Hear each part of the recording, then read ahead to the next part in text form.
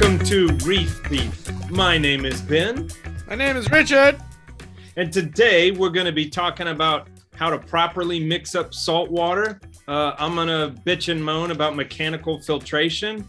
We're going to talk about hashtag TeamSeas. And this show is brought to you by saltwateraquarium.com. Woo! Woohoo! Woo! What's new, Ben? What's new? That's what I asked. Just another day. We did two great shows. One with Tom Bowling was number 37, episode 37, which I thought was a great show and exactly the kind of discussion that happens after hours at MACNA. And then we did episode 38 with Craig Bingman, which was great. It was dry, but important. Yeah, I think we hit a lot of stuff that's important to Craig, and I think it's important for the hobby as well. So I like both of those, and we don't have a guest tonight. It's just us. So I was wondering what you've been up to. What are you wearing? I am wearing my new traditionalist clothes. What are you wearing? What if I was on the phone with someone? They're like, "Hey, what are you wearing?" How would I describe to them that I'm like wearing a Christmas tree? It's not even Christmas. So beefers, don't like watch this episode and think this has anything to do with Christmas. But it's almost practice Christmas. I'm just practicing because really I'm a Halloween guy. And so Christmas, I have to really force myself to get into the mood. Well, we're Halloween people too, but you know what? You can make a spooky Christmas. This might be a Christmas episode.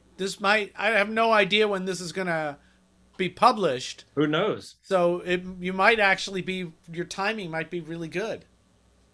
Hey, I see that banner there, Reef Beef banner. Reef Beef podcast member banner. You too could be a beef flag haver. You could. Where would you go to get something like that? You go to reefbeefpodcast.com/membership and you'd become a member, and then you get access to that part of the merch store. And we like the membership because we do Ask Reef Beef. We doing that tonight? Ask Reef Beef? Yeah, Scott Oliphant. Yeah, so we like to vet our questions through the membership because then we know you're going to listen to the answer. If you just randomly ask us a question, then we're just talking about anything. So reefbeefpodcast.com, you can buy cool merch like that poster, and we got some new merch coming out, and we really appreciate your support. You hit the like button. That's really helpful for us. Hit the subscribe button. We're at like 800 subscriptions. So at 1,000 subscriptions, we're going to do stuff. I forget what we're doing at 1,000. Capes. We're wearing capes. We're wearing capes at 1,000 subscriptions. But I've been saying this from the beginning. At 1,500, I'm wearing a complete spandex outfit. I thought it was 2,000. No, 1,500.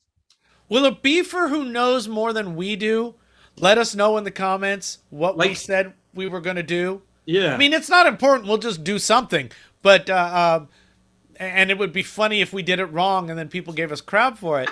But if you remember, let us know so we know something's going to happen at 1,000, something's going to happen at 1,500, and something's going to happen at 2,000. Let us know in the comments. Let us know in the comments. But my point was that we really appreciate you guys, and if you can share links around, that seems to be what gets us the most play. If you interject us in a place where you think it's a good place to interject us, we would appreciate that. So thank you. Hey, Richard, speaking of such matters, can you pull up Scott's from the Reef Beef membership? He had a question. Yes. Reef Beef. Yes. Give me a sec. Oh God, this is that long ass question that we're not going to know the answers to. Yeah. Okay. Hey, Scott. Okay. Succinct. All right. We're jumping into Reef Beef. Ask Reef Beef right now. Yeah. Scott says, ask Reef Beef. It would be awesome if you could read my comment regarding fluconazole in the YouTube comments for episode 34. I was the one who was asking about membrane fluidity, but YouTube kept deleting my article links. If it expires, here it is. Great, he left it here. Fluconazole in plants is a Brassin steroid inhibitor. Many forms incorrectly attribute its activity to the fungal mechanism, which is inhibiting the formation of ergosterol. Yeah. Yeah, basically these steroids help to modulate membrane fluidity and function, etc. The enzyme inhibited by the azoles is the sterol 14A dimethylase, which is shared by many organisms.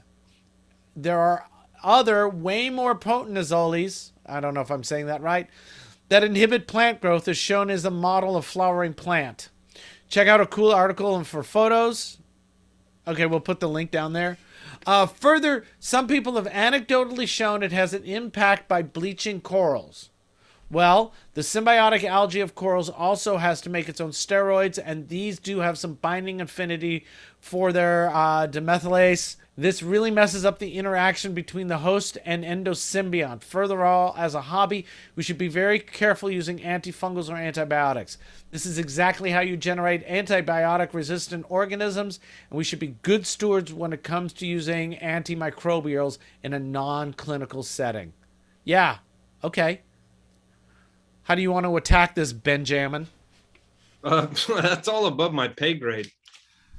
Yeah. Those were a lot of statements, not necessarily questions. Yeah, so I would say, Scott, thank you for this. And it is above my pay grade as well. I just don't know. What I can say is I'll react to the last part about overly using antifungals and antibiotics and how we generate resistant organisms. I agree with you 100%. You know, I see a lot of people liking the Fluke. I've never used the Fluke.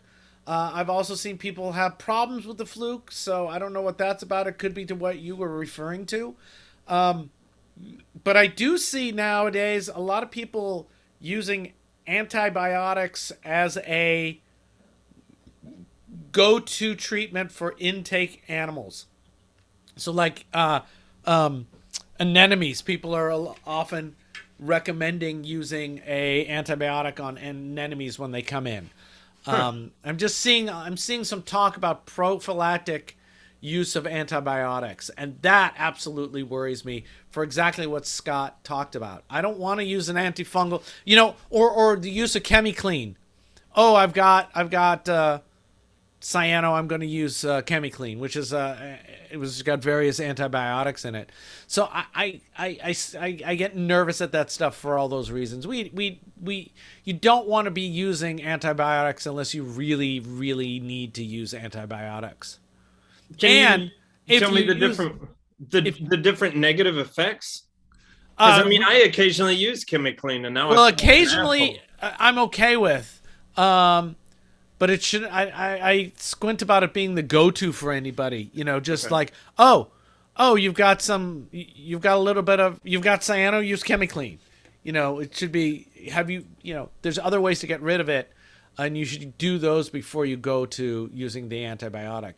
And the problem with the antibiotic, and especially if you do the treatment half-acidly, then when you go to use it again, you're literally developing stuff that is resistant to that antibiotic.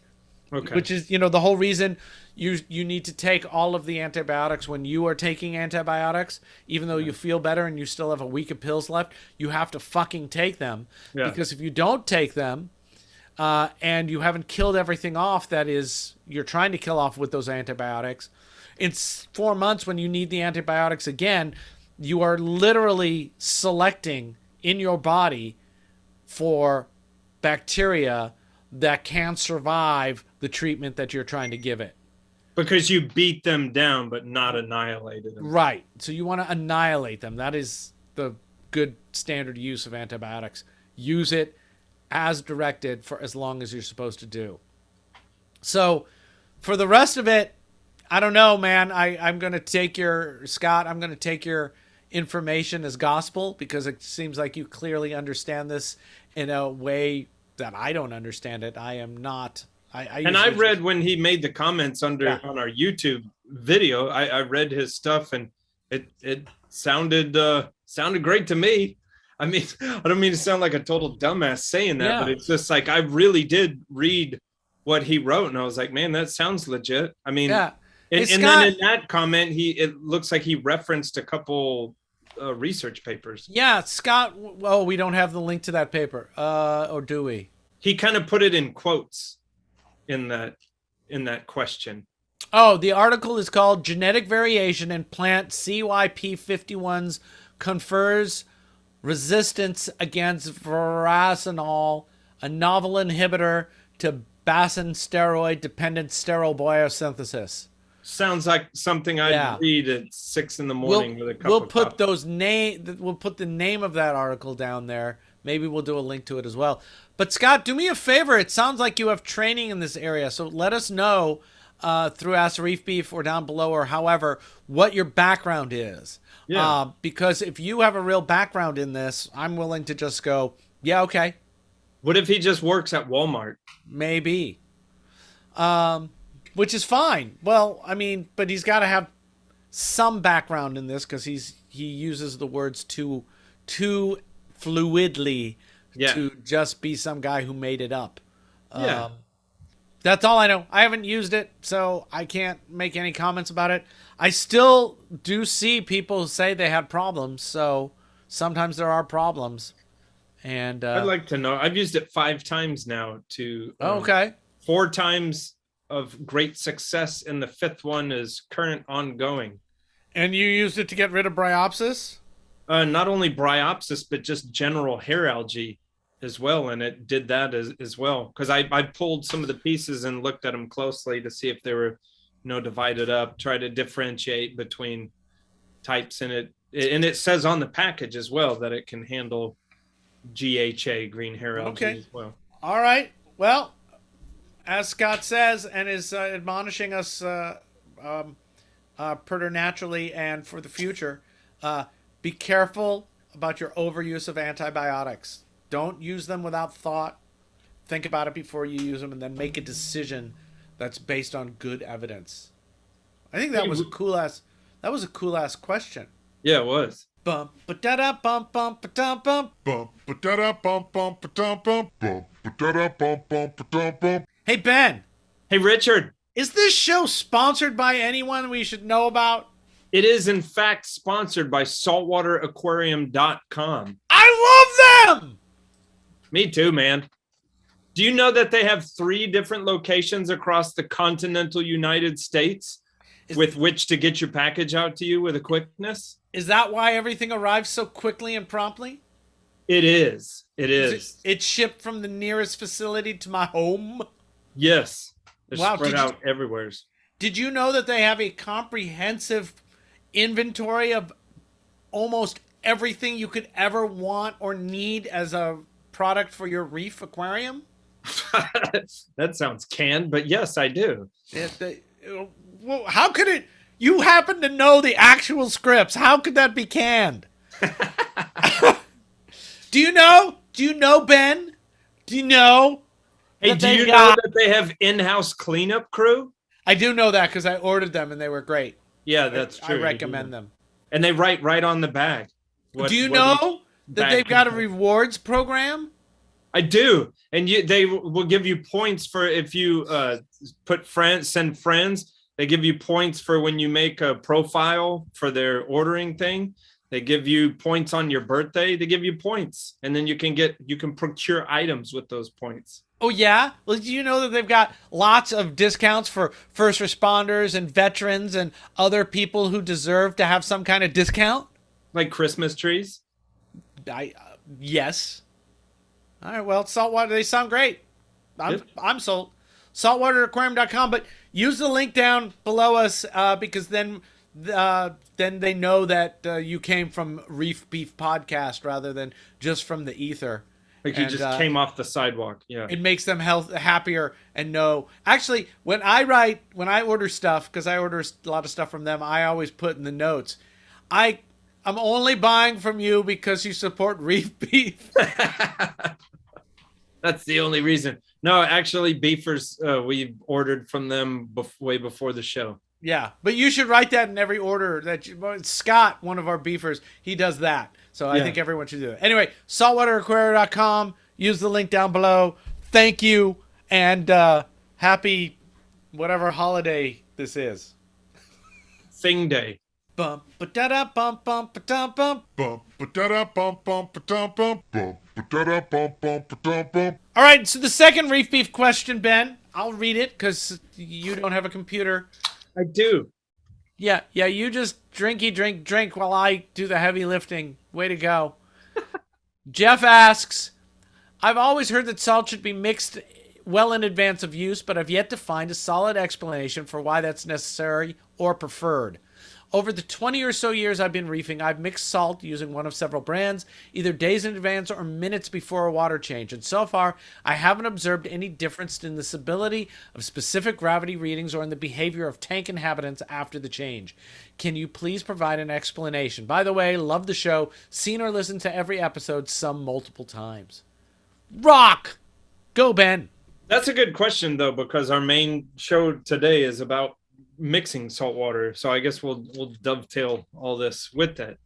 I am not a scientist, so I cannot, as like Dr. Craig Bingman could, like, tear into all the ions and blah blah blah. But so the question was kind of, mixing it days before or 5 minutes before you use it. Now I'll tell you, in my line of business, I do both scenarios quite frequently, and man, Richard, you know this too. Like, if you go back, like the older advice was always pre-mix your salt water, a couple days in advance.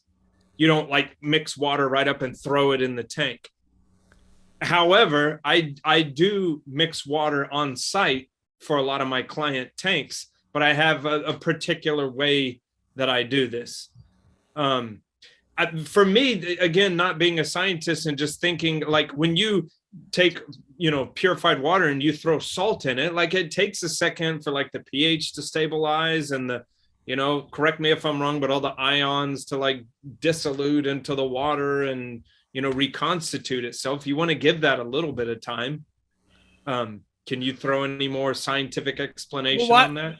Why do you think people used to say that it needed to be mixed for so long beforehand? Just for it to stabilize. Yeah, I think that's it. I think it became... I think what happened was 20, 30 years ago, we didn't know what the hell we were doing, and we were glomming on to anything that we could to take that as a potential problem out of our equations. Yeah, is really, I think, what it comes down to. So anything you could do to make things more stable, the more you could not worry about that as a potential problem for what you were seeing, because we weren't as good at everything as we are today. Well, equipment too. Like, I'll throw this in there, and this we'll have to do later when we're talking about, properly mixing salt water, is what the pumps we had at our disposal. The way that I mix salt water nowadays, it's a violent thing. I mix the water violently. Yeah. It's my preferred method that I like to do it. As a matter of fact, I have a Sicce, like a sump pump that pushes 5,000 gallons an hour, and I have a big elbow on it, and I put that in a 44-gallon trash can. Yeah. So it points at the side. And and I also use a Sicce Voyager, this pump, and you can point it towards the side, and I just make this giant vortex. And I'm talking about, my opinion is that you basically mix the water as violently as possible before you throw the salt in. And how long do you mix for? So I'll go with it. My favorite method is if I have the client set up to making water on site and it's already pre-mixed, and I'm more comfortable if it has been pre-mixed for a few days, a few weeks. You know what? That's awesome. But I think the question I asked was, how long do you mix it for when you're on site? Okay. So if I go there and I have to make the salt water on site there, it probably ends up being maybe 5 minutes. It depends if I'm making it per like I use 7-gallon buckets. If I'm mixing a 7-gallon bucket, or if it's my trash can scenario that I told you, it's about 5 minutes. So what I do is I use Fritz salt, and I carry around my own RODI water in a big vat in the back of my truck. I dispense the amount of water, I get it moving violently, I add the amount of salt, and I kind of have it pre-measured just because I do this so much. I have it pre-measured. And, if I put 4 buckets in there, I put 4 of these certain cups that I have in there, and I don't use it until it runs clear. Now, when it's cold outside, that will be a little bit slower than when it's hot outside. Gotcha. But it's usually 5 minutes, about 5 minutes. 5 Okay, to 10 so minutes. I think the overarching point is that you want to make sure your salt mix is mixed into your fresh water and that it's thoroughly mixed. And so one of the ways we used to do that in the past was let it mix for a long time. Because if you're doing a 50-gallon trash can with a Maxi Jet in there, that's not enough, right? Exactly. So, I mean, for it to happen fast, right? So one of the things you would do is wait a few days, and then it's mixed, because even gentle mixing is going to make that happen quick. So or make that happen over time. So I think again, here's the important part is not what to do. I think not what to do, but why. So why are we trying to mix up the salt water? Because we want to make sure everything's dissolved and homogenized, so everything is in solution. So so weird things aren't going to happen to your animals, when you put that water in your tank. I mean, I've heard like really raw, not very well mixed water can be rough on gills. I've heard. Sure. That. I've used salt mix to kill Mahanos and Aptasia. Really? Yeah. That's yeah. not a bad At idea. Steinhardt in the big tank, we had some Aptasia or some Mahanos that were up high, and I just took, it's a 200,000 gallon tank. So I took, a 2-gallon bucket in shallow water and just poured the salt right on, so it was on them in a pile. Really? Did it take them out? Oh yeah. Yeah, that's just. Yeah. So it can be bad.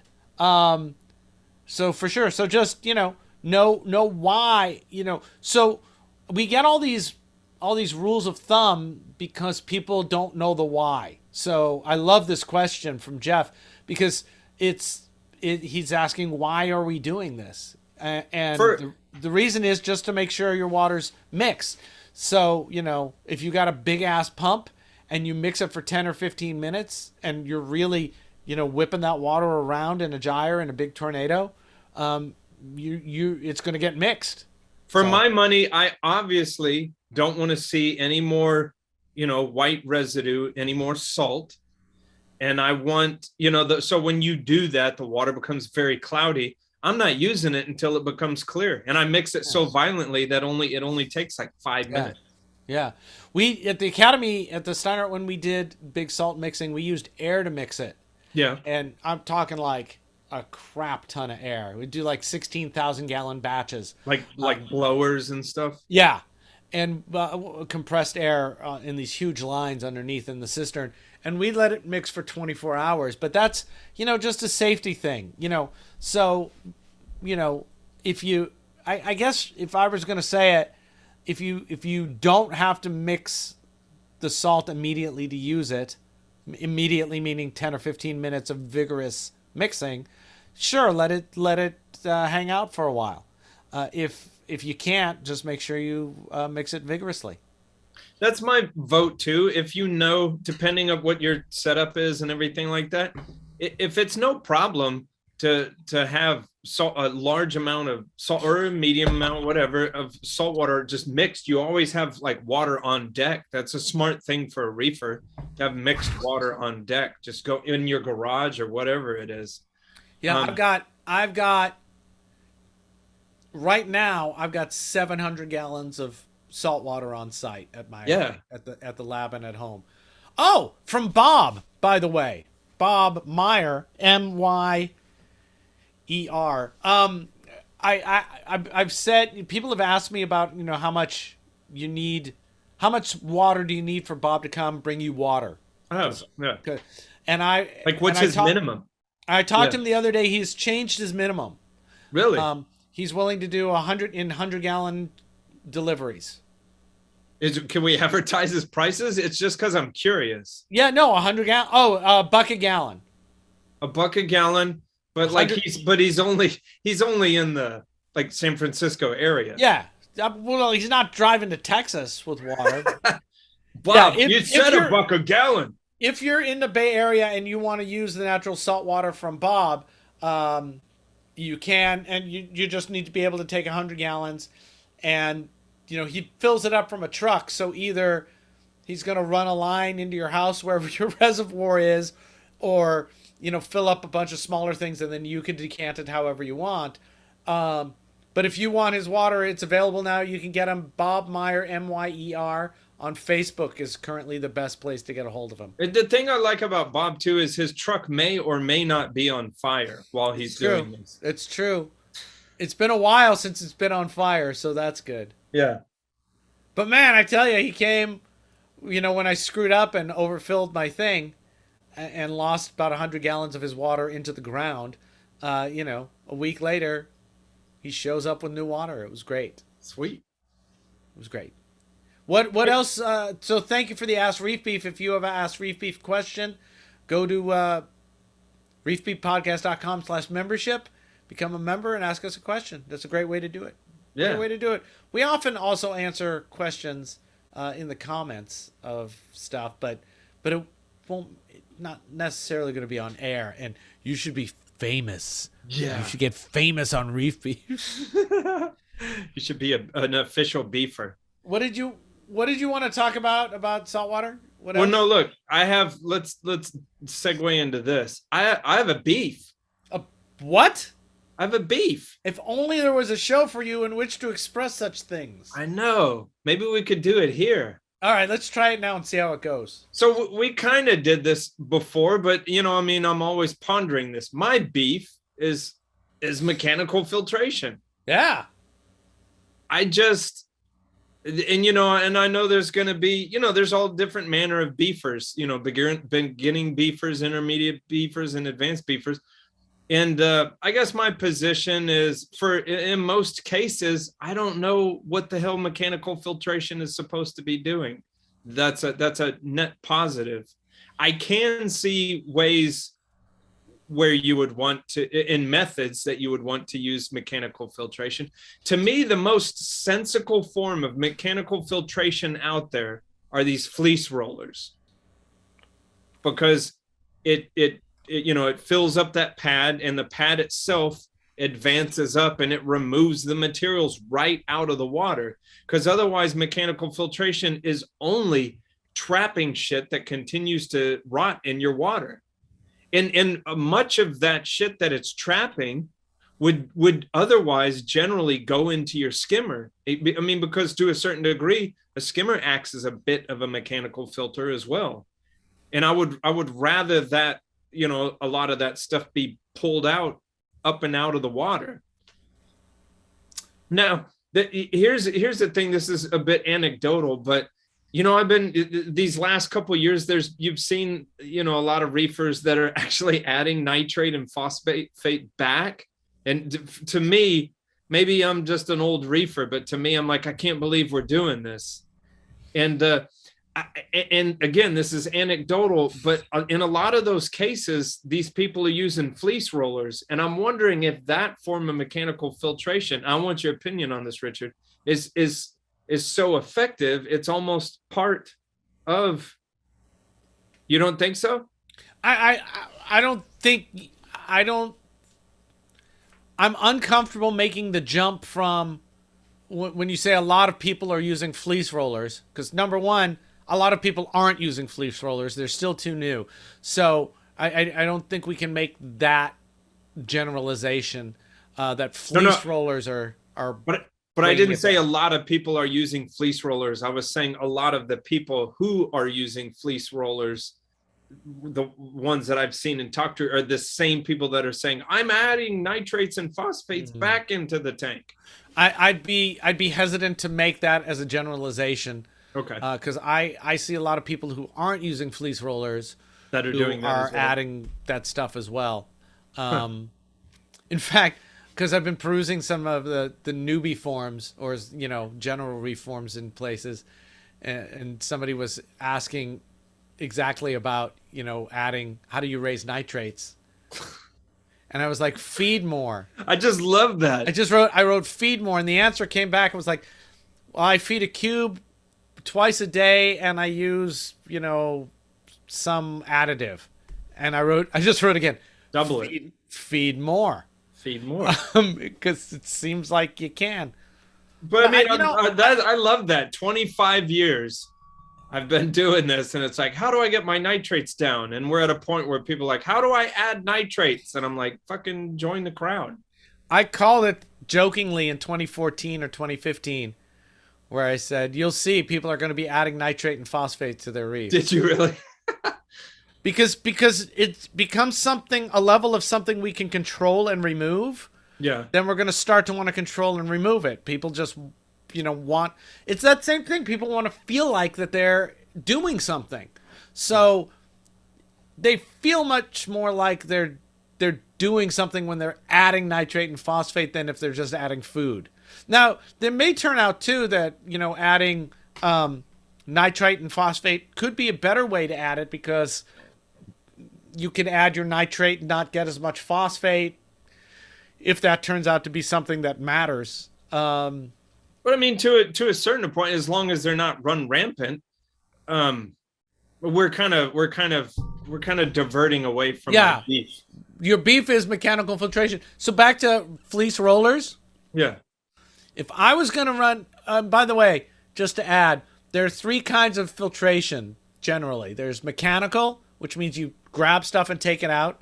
There's chemicals, which the chemical goes, gimme that, and then you throw the chemical away later. Carbon polyfilter. Yeah, or Purigen. there's a chemical reaction, like lanthanum is a chemical filtration, but you have to remove the flocculant.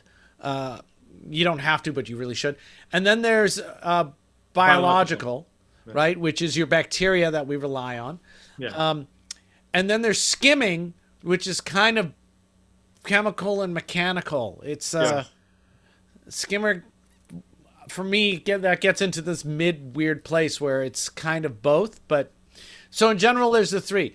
If I were going to run mechanical filtration, I would run a fleece roller. Yeah. I don't think they're as efficient as you think they are.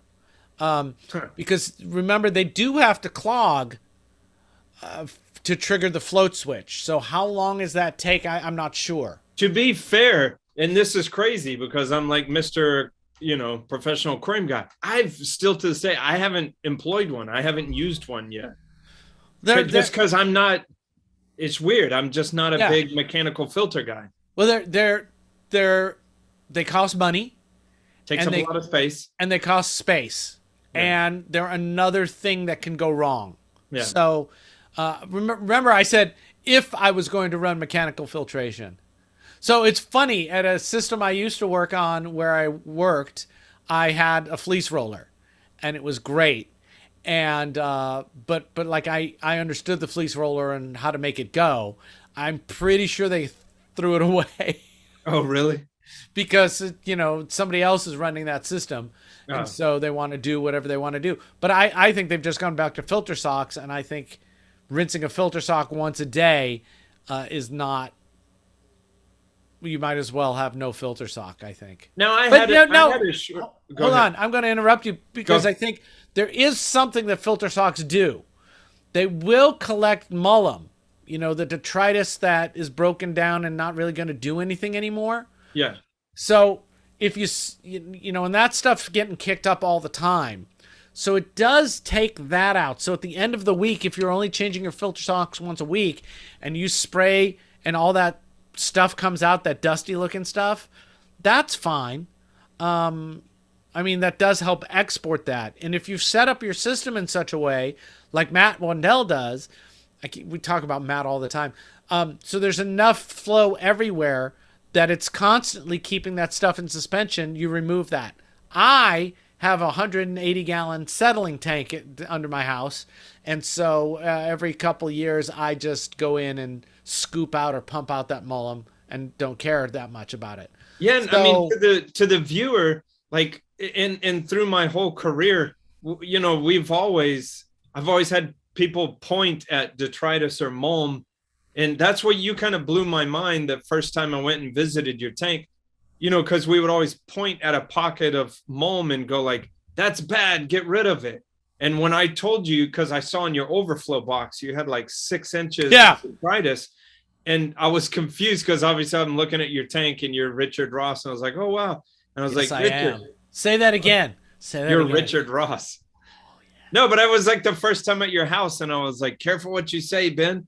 But Damn and I right. was like looking at your overflow, and I was like, is that not bad? And then you said the thing of like, biologically, probably bacteria would strip whatever it needs out of detritus, maybe for the first couple weeks, and after that, it's just almost inert. Like, So it's funny because that, for me, that came from a conversation with Randy Holmes Farley, where I said I had set up my first faux sand bed. I don't even know if people do that anymore. It's still running. So you buy some cutting board stuff, right? And you put it on the bottom. And what that does is it protects the glass from rocks dropping on it. And then what I did was I glued sand to that. So I have the sand bed looking thing. So my sand bed's very thin. It's just a little bit that moves around on top of that. Otherwise, it's decorative because I like the look of it, right? Yeah. But I was able to look at the tank from underneath.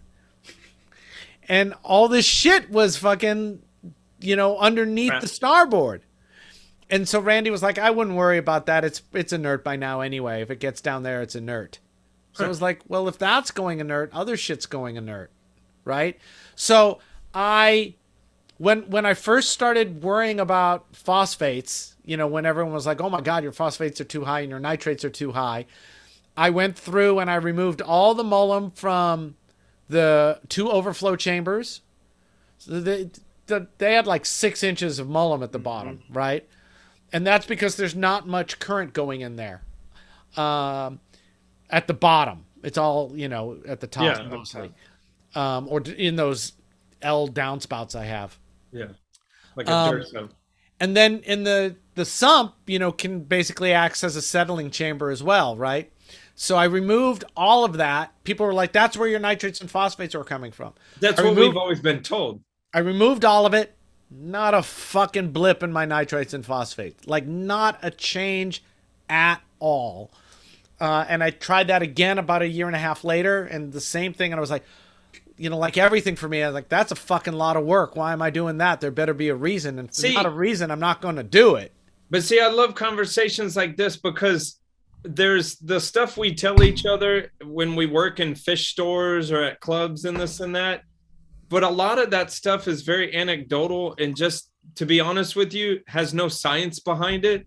So when we're able to talk to people like Randy Holmes Farley, Dr. Craig Bingman, people like this, and you can actually ask them. It's not just Bob who works with me at the fish store. Yeah, that's where your nitrates and phosphates come from. But it would always be nice to talk to a microbiologist and say, is it true with it? It depends on what level where you're at in your journey in the hobby. Yeah. Right? Because most of the time at the fish store, you just want a fucking answer that you can act on. You don't want a science lesson.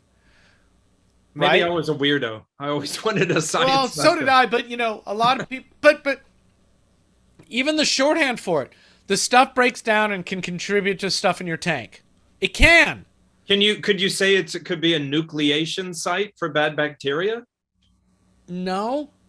Okay. That's not what a nucleation site is. I'm just saying words, Richard. That's good. If it's just sitting in there gooing up, it's just rotting stuff. But the question is, how bad is rotting stuff? When a fish dies in a tank and it's stuck behind the rockwork and you can't get it out, I say just fucking leave it. Well, I wouldn't dismantle a reef for it, and that's why that's why I always use critters like coral banded shrimp and serpent starfish. And what's different between a tang rotting in the back of your rockwork because you can't get it out and a bunch of extra food? Why is one is okay and the other isn't? Yeah, and you think a dead body would be way more dense. Yeah, nutrients and all that. So but people coming in, to fish stores and things, they have to hear the same explanations over and over again before it becomes theirs, and then their brain can go, but does that make sense to me, or is that shorthand? So I think the problem with the hobby is that we want people I think this is my problem with the hobby in my journey to fall in love with the hobby again, is that people need to come to the information at their own pace, and we get frustrated. I get frustrated when it's like, but we know that that's not the right way to go. And people go, but everybody tells me that's the right way to go. And it's like, okay, well, you deal with that for a while, and in 3 years you'll come back and you'll go, oh, well, maybe that isn't necessarily the thing to do. But as a shorthand, it's a great answer. Just don't leave rotting crap in your tank. Yeah. The problem is that becomes dogma, and then people are trying to chase numbers based on rotting crap in their tank. I want to add one more thing about my system.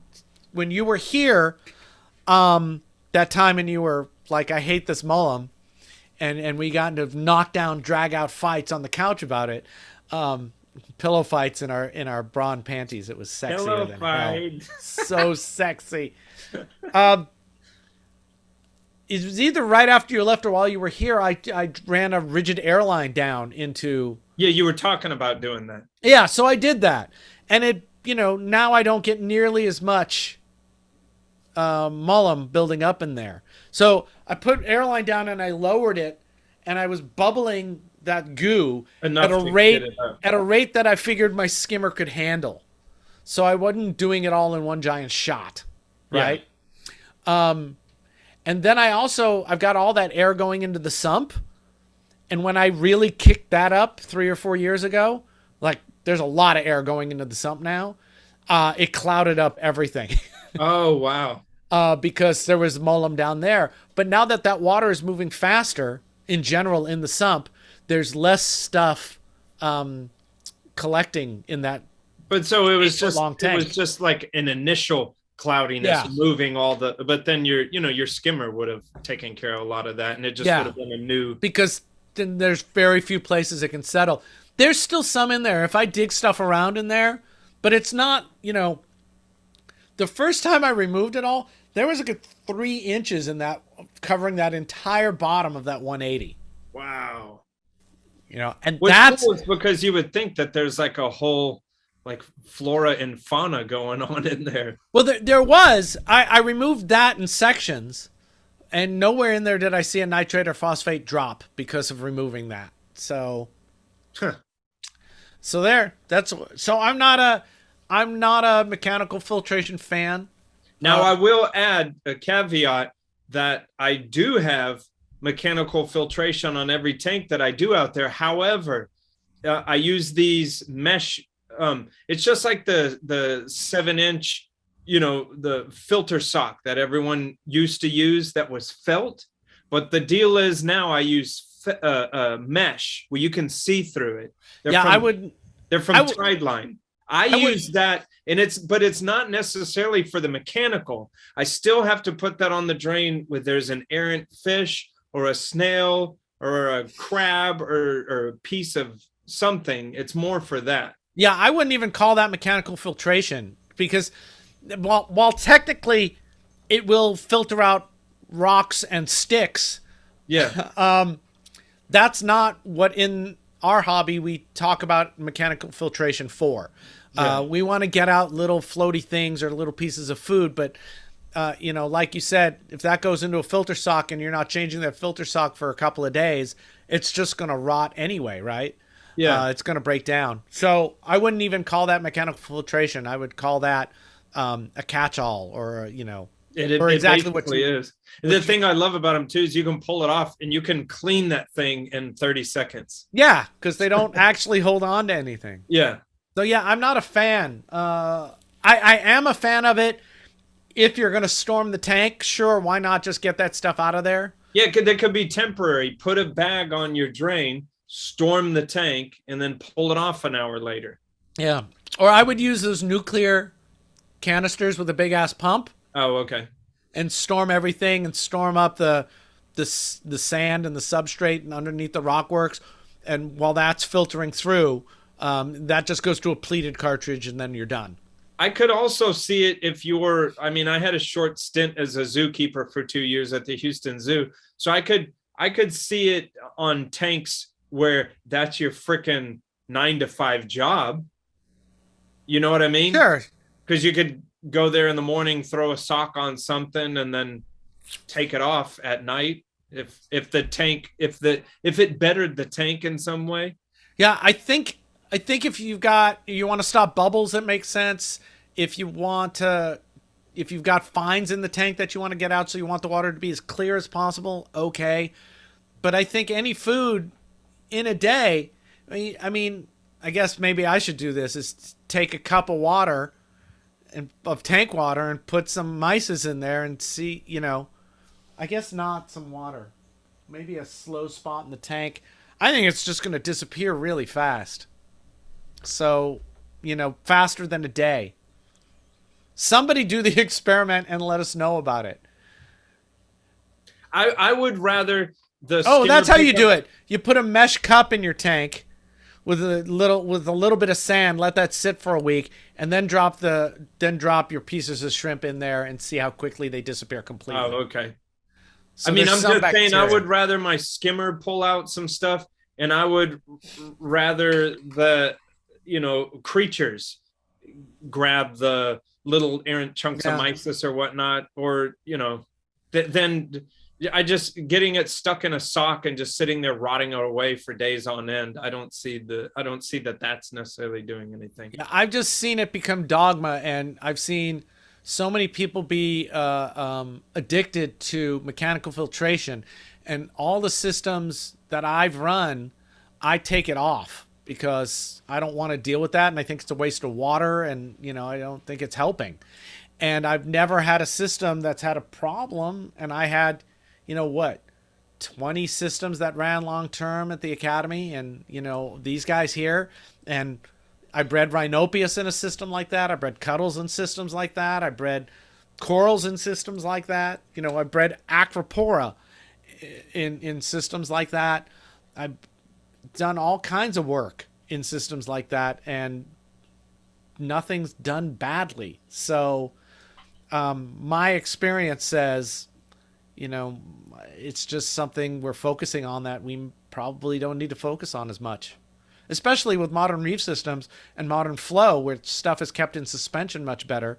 Let the animals get it, and then let your filter get it, which is your skimmer. So I see mechanical filtration as just better served as being a very temporary thing. And that's excellent. Next time you come out to my house, we will change another opinion yet you hold dear. We'll change your mind. Hey, let's talk about, not to be duplicitous because of that earlier question, but let's talk about how we think is properly mixing salt water. I think what you said is right. So you throw your salt mix and your salt and your fresh water together. Well, so here's another thing that I want to see people do that I've seen. And we can't assume that the beefers watching the show, like what they know or don't know. They know everything because they're beefers. Smartest people in the world.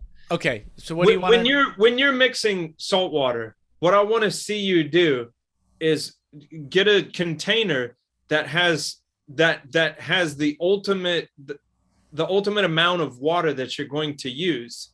You wouldn't get a small amount of water, throw a bunch of salt in there and like kind of reconstitute it with more fresh water. You would have the amount of fresh water that you're going to use, put something in there to mix it quite violently. And by my opinion, I mean, like almost you think it's going to fly out of the container. You want to make it spin in your round container or whatever, and you want to see a vortex drop. You want that water to be flying. Yeah, big time.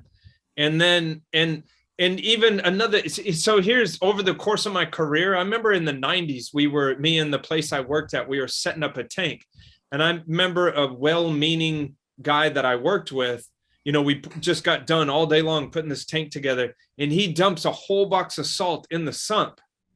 I had gone to get some food and came back, and I just saw this sump filled with like salt. And I'm like, bro, what are you doing?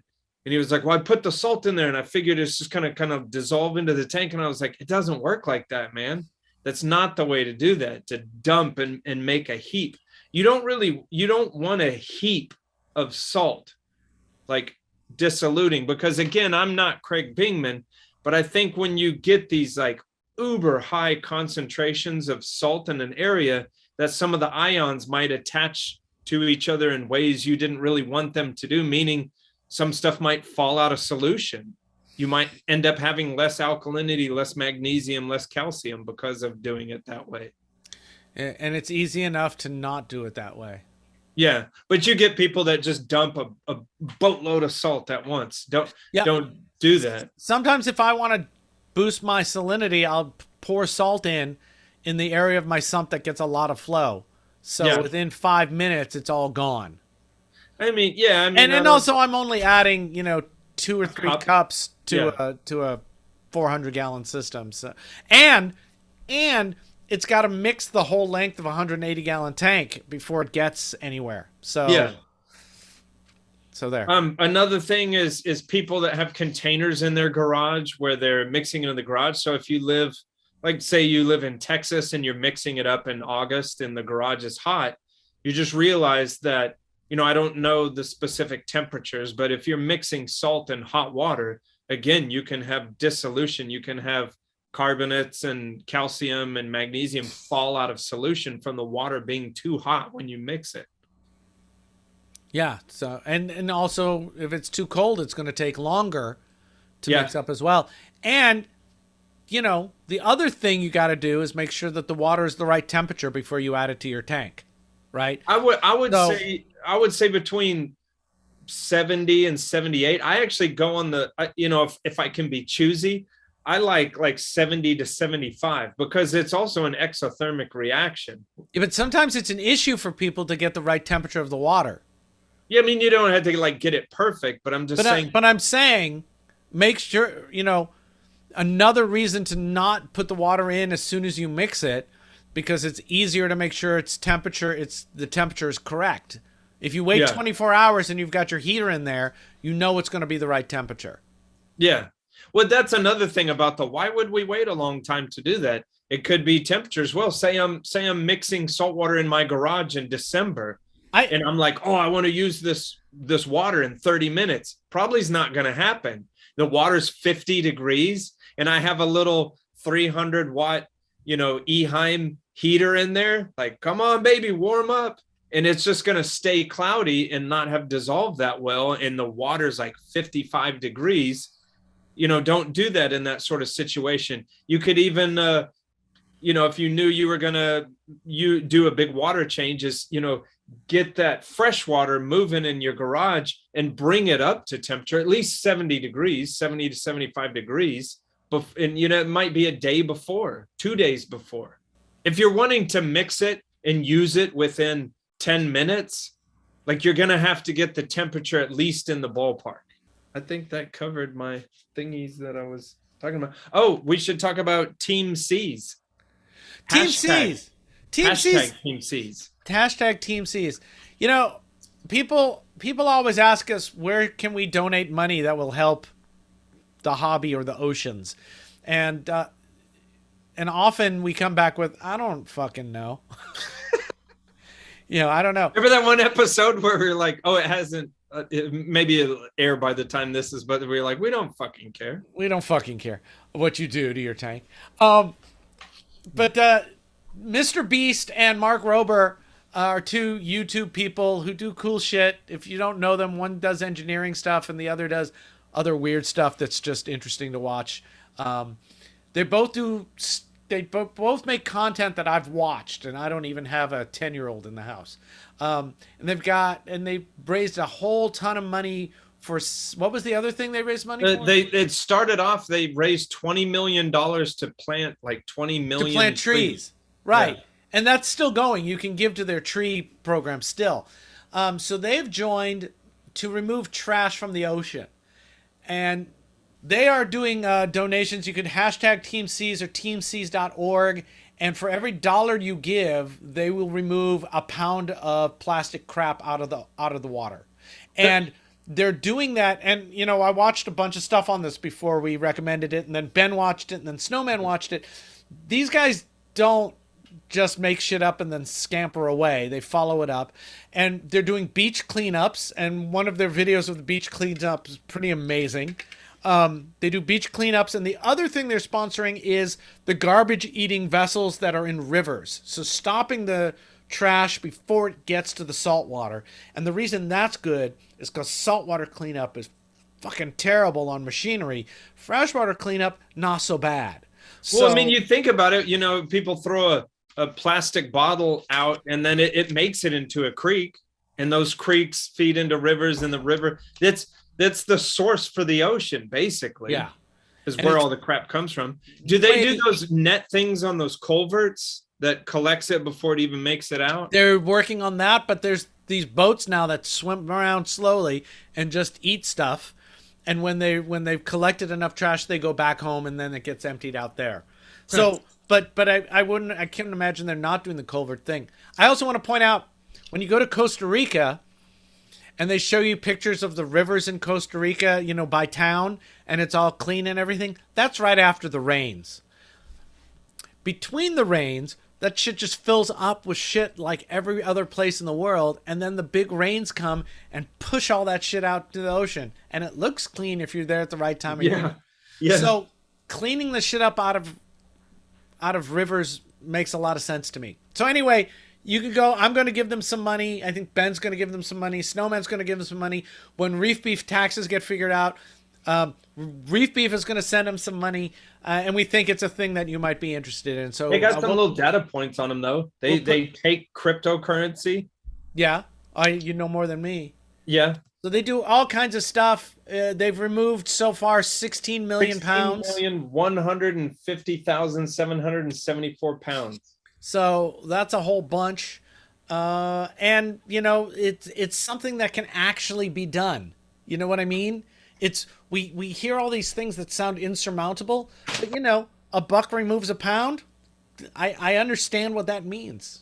Hey, and I beefed about mechanical filtration, but in this case, I think mechanical filtration is good. Yeah.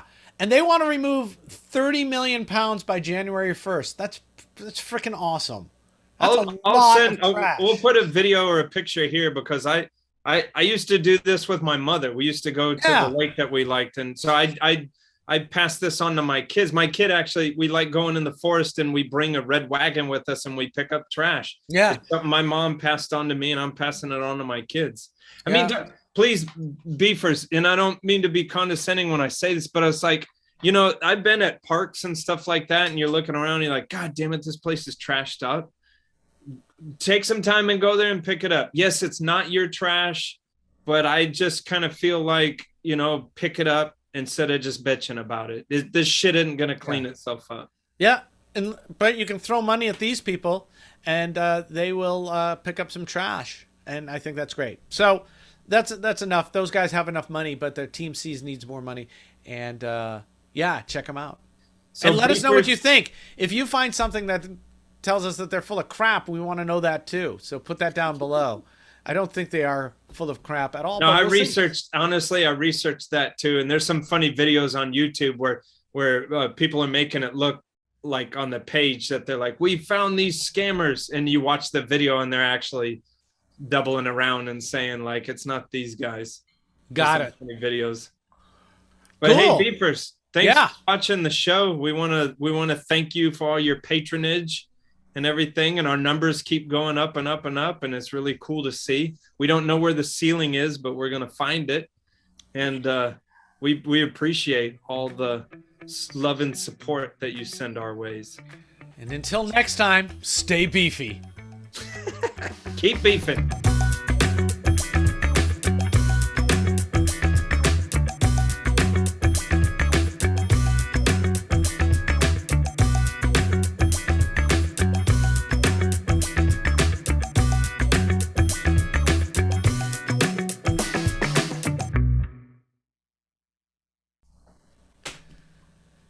Bump da da bump bump da bump bump da da da bump da da bump. That's it. We'll talk about this next time. Lockline? We'll talk about it next time. Well, don't just fucking tease me. It's the end of the show. Looks like a butt plug. Cool. Okay. Calm down there, Devo. So we'll do. You see, I got a Devo shirt. Dun, dun, dun. Crack that whip. The fucking new traditionalist shirt, motherfucker. Sweet. What the hell is that made out of? It looks like it's made out of trash bags. It's made out of the future. Are there flying cars in the future? Maybe. I can't wait. Oh my god. Maybe not. Maybe, maybe not. What if you want to wash your feet in it first? Depending what's on your feet, that it may or may not be a good or bad thing. What if you only wanted half a cup of salt water to add to your tank? What kind of questions are these?